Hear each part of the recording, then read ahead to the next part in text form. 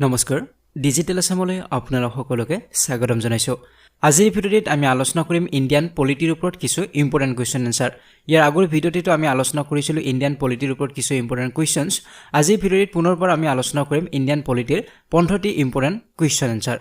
যদি আপোনালোকে এতিয়াও আগৰ ভিডিঅ'সমূহ চোৱা নাই তেতিয়াহ'লে লিংক ডেসক্ৰিপচন বক্সত দিয়া আছে তাত গৈ আপোনালোকে বিএড কমন এন্ট্ৰেন্স টেষ্টৰ সকলোবোৰ ভিডিঅ চাব পাৰিব এতিয়া আৰম্ভ কৰিছো আজিৰ ভিডিঅ'টি প্ৰথম প্ৰশ্নটো হৈছে Which article of Indian Constitution defines the state? ইয়াতে হুদিছে তলত উল্লেখ কৰা কোনটো আৰ্টিকলত ষ্টেটৰ বিষয়ে উল্লেখ কৰা আছে ডিফাইন কৰা আছে উত্তৰটো হ'ব অপচন নম্বৰ ডি আৰ্টিকল 12 গতিকে ভাৰতীয় সংবিধানৰ আৰ্টিকল 12 ত উল্লেখ কৰা আছে ডিফাইন কৰা আছে ষ্টেটৰ বিষয়ে এতিয়া ইছু কোৱেশ্চন নম্বৰ 2 লৈকে A money bill passed by the Lok Sabha is deemed to have been passed by the Rajya Sabha also when no action is taken by the upper house within. So এই প্ৰশ্নত কৈছে যে এখন মানি বিল যেতিয়া লোকসভাৰ পৰা pass কৰা হয় আৰু লোকসভাৰ পৰা পাস হৈ এখন ৰাজ্যসভালৈকে যায় তেতিয়া ৰাজ্যসভা এটা নিৰ্দিষ্ট সময়ৰ ভিতৰত এখন পাস কৰিব লাগিব যদিও তেওঁলোকে কোনো একচন নলয় এই বিলখনৰ ওপৰত তথাপিও তেওঁলোকে পাস কৰিব লাগে ৰাজ্যসভাখনে গতিকে ইয়াতে প্ৰশ্নটো সুধিছে যে কিমান ম্যাক্সিমাম সময় তেওঁলোকে পাব বা কিমান সময়ৰ ভিতৰত ৰাজ্যসভাই এখন পাস কৰিব লাগিব গতিকে চাৰিটা অপচন দিয়া আছে উত্তৰ হ'ব অপচন নম্বৰ বি 14 ডেজ গতিকে 14 দিনৰ ভিতৰত ৰাজ্যসভাই এই মানি বিলখন পাস কৰিব লাগিব যিখন লোকসভাৰ পৰা পঠোৱা হৈছিল এতিয়া ইছু কোৱেশ্চন নম্বৰ 3 লৈকে who decides whether a bill is a money bill or not ইয়াতে সুধিছে যে এখন বিল মানি বিল হয় নে নহয় এটো কোনে ডিসাইড কৰে president chairman of Rajya Sabha, Speaker of Lok Sabha আৰু Minister of Parliamentary Affairs. So ইয়াৰ উত্তৰটো হ'ব option number C speaker of Lok Sabha. গতিকে লোকসভাৰ যিজন অধ্যক্ষ স্পিকাৰ তেখেতে এখন বিল মানি বিল হয় নে নহয় এটো ডিসাইড কৰে এতিয়া ইছু কোৱেশ্চন নম্বৰ 4 লৈকে which of the following bills cannot be introduced first in the Rajya Sabha ইয়াতে সুধিছে তলত উল্লেখ কৰা কোনখন বিল আমি প্ৰথমতে ৰাজ্যসভাত ইন্ট্ৰোডিউস কৰিব নোৱাৰো প্ৰথমে লোকসভাত ইন্ট্ৰোডিউস কৰিব লাগিব তাৰ পিছতে ৰাজ্যসভালৈকে যাব আমি অলপ আগতে আলোচনা কৰিছিলো সেই বিলখন হ'ব অপচন নম্বৰ বি মানি বিল গতিকে মানি বিল আমি ডাইৰেক্টলি ৰাজ্যসভাত উত্থাপন কৰিব নোৱাৰো গতিকে প্ৰথমতে লোকসভাত এই মানি বিলখন উত্থাপন হ'ব তাৰ পিছত লোকসভাত পাছ হোৱাৰ পিছত ৰাজ্যসভালৈকে যাব উত্তৰ হ'ব অপচন নম্বৰ বি এটা ইছু কোৱেশ্চন নম্বৰ 5 লৈকে which of the following is true about the Attorney General of India So ইয়াতে সুধিছে যে এটৰ্নি জেনেৰেল অফ ইণ্ডিয়াৰ ক্ষেত্ৰত তলৰ কোনটো ষ্টেটমেন্ট শুদ্ধ হয় ইয়াতে চাৰিটা ষ্টেটমেন্ট দিয়া হৈছে ইয়াৰ উত্তৰটো হ'ব অপচন নম্বৰ ডি ওপৰৰ গটেকিটা ষ্টেটমেন্টে শুদ্ধ হয় এটৰ্নি জেনেৰেলৰ ক্ষেত্ৰত যেনে প্ৰথমটোত কি কোৱা হৈছে he has the write off audience in all the courts in India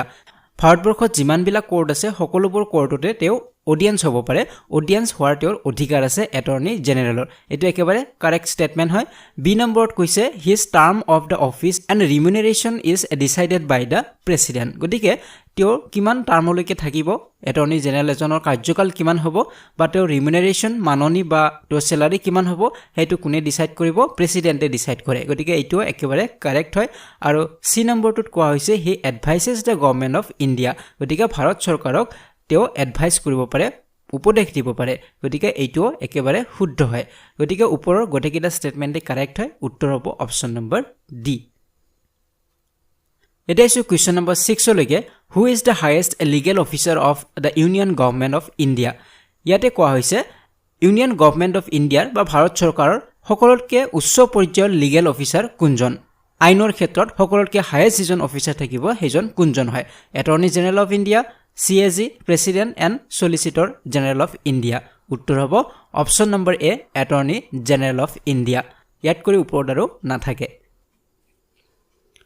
এটা ইছু কোৱেশ্চন নম্বৰ 7 লৈকে who prepared the preamble of the Indian constitution ইয়াতে সুধিছে যে ইণ্ডিয়ান কনষ্টিটিউশ্যন বা ভাৰতীয় যিখন সংবিধান এই সংবিধানখনৰ যেটো প্ৰিএম্বল আছিল প্ৰস্তাৱনা আছিল এই প্ৰস্তাৱনাটো কোনে প্ৰিপেয়াৰ কৰিছিল কোনে প্ৰস্তুত কৰিছিল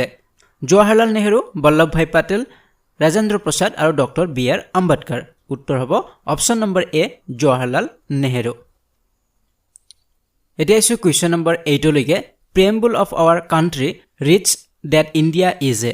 সো ভাৰতীয় সংবিধানৰ যেটো প্ৰিএম্বল প্ৰস্তাৱনা তাত তলত উল্লেখ কৰা কোনটো কথা উল্লেখ কৰা আছে উত্তৰ হ'ব option number D secular sovereign socialist democratic and republic গতিকে ইয়াতে আৰু বেলেগ ধৰণৰ প্ৰশ্ন আহিব পাৰে যে ভাৰতখন যে এখন সেকুলাৰ কান্ট্ৰি এইটো ক'ত উল্লেখ কৰা আছে তেনে ধৰণৰ প্ৰশ্ন আহিব পাৰে তেতিয়া এনসাৰত থাকিব প্ৰিএম্বল অফ ইণ্ডিয়ান কনষ্টিটিউশ্যন গতিকে হেতু উত্তৰ হ'ব ঠিক তেনেদৰে সভৰেন ক'ত উল্লেখ আছে সোশিয়েলিষ্ট ক'ত উল্লেখ আছে তেনে ধৰণে সুধিব পাৰে তেতিয়া উত্তৰটো হ'ব প্ৰিএম্বল অফ ইণ্ডিয়ান কনষ্টিটিউশ্যন এটা ইছ্যু কুৱেশ্যন নম্বৰ 9 লৈকে which of the following dignitary is not appointed by the president of India ইয়াতে সুধিছে যে তলত উল্লেখ কৰা ডিগনিটাৰিজ বিলাকৰ ভিতৰত কোনজন ডিগনিটাৰিক প্ৰেসিডেন্টে এপয়েন্ট নকৰে প্ৰেসিডেন্টে নিয়োগ নকৰে Prime Minister of India, the judges of the Supreme Court and the Chief Election Commissioner and none of this. উত্তৰ হ'ব option number D none of this. এই কাৰণে হ'ব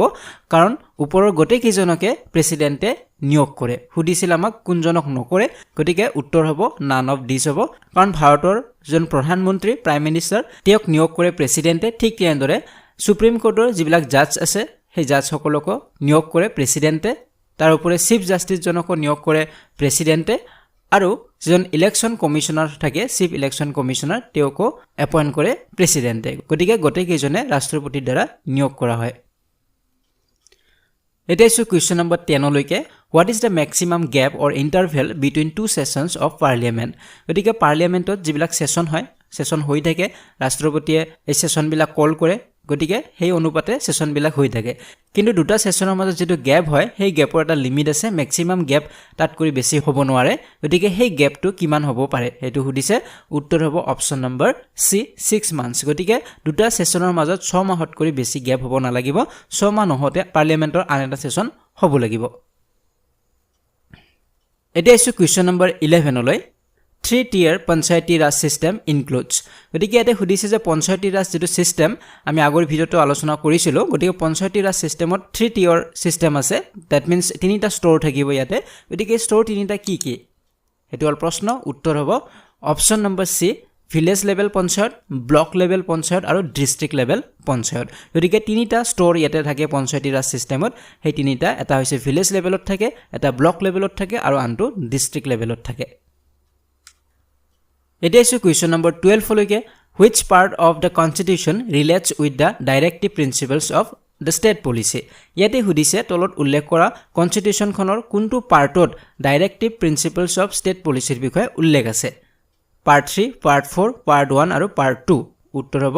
অপচন নম্বৰ বি পাৰ্ট 4 গতিকে ভাৰতীয় সংবিধানৰ পাৰ্ট 4ত উল্লেখ আছে ডাইৰেক্টিভ প্ৰিন্সিপলছ অফ ষ্টেট পলিচিৰ বিষয়ে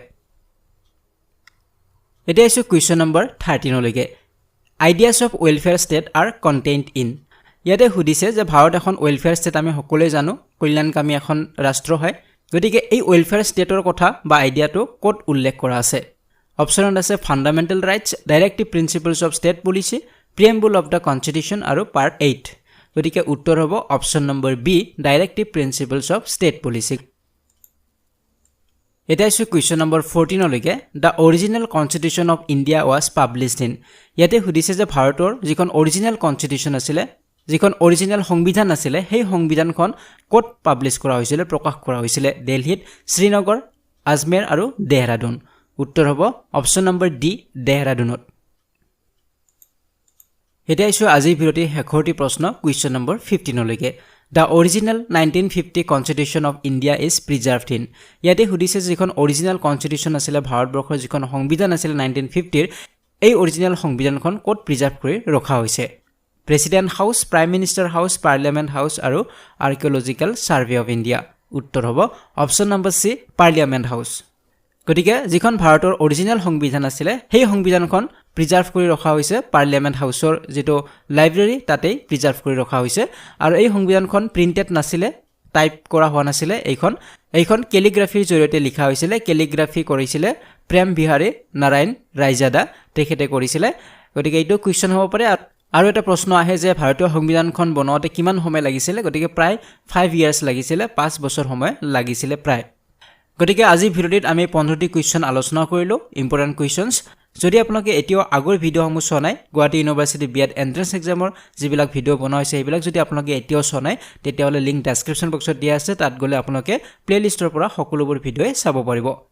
এতিয়া আজি ভিডিঅ'টিৰ পৰা বিদায় লৈছো যদি ভিডিঅ'টি ভাল লাগিছে লাইক আৰু শেয়াৰ কৰিব যদি এতিয়াও চেনেলটি সাবস্ক্ৰাইব কৰা নাই তেনে চেনেলটি সাবস্ক্ৰাইব কৰক আৰু কাষৰে থকা বেল আইকনটি প্ৰেছ কৰিবলৈ একেবাৰে নাপাহৰিব আজিলৈ বিদায় লৈছো ধন্যবাদ